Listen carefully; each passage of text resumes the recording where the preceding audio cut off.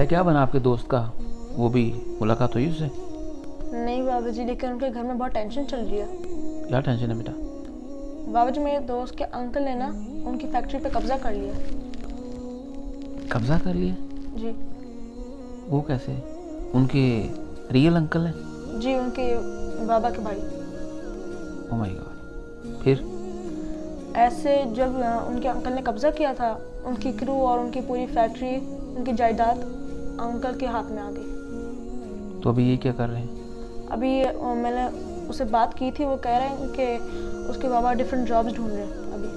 Oh my God, ये बहुत बड़ी ज्यादती की उसके अंकल ने। यकीन करो, कुरान पाक में साफ साफ लिखा हुआ है, किसी ने अगर किसी का ना हक माल खाया वो अपने पेट में आग भरने के बराबर है। ये सिर्फ बातें नहीं है, ये कुरान पाक में लिखा हुआ है।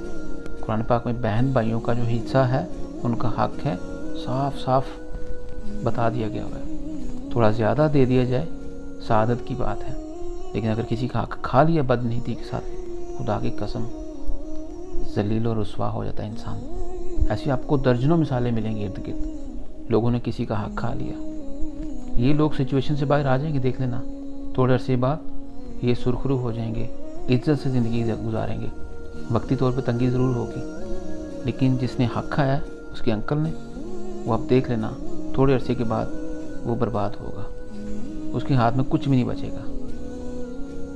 लेकिन उस वक्त पछताने का फ़ायदा कोई नहीं होगा। अल्लाह ताला अपना जो हक है वो इंसान का माफ़ कर सकते हैं, लेकिन जो इंसान का इंसान के ऊपर है वो माफ़ नहीं करेंगे।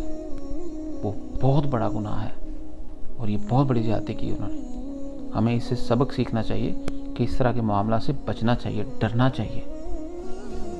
और लोगों को समझ नहीं आती कि इर्द गिर्द सारे मामले देखते हैं, किताबों में पढ़ते हैं, बावजूद इसके लालच की जद में आके इस तरह की हरकतें कर जाते हैं। अल्लाह ताला इस तरह की शैतानी से इंसान को बचा के रखे।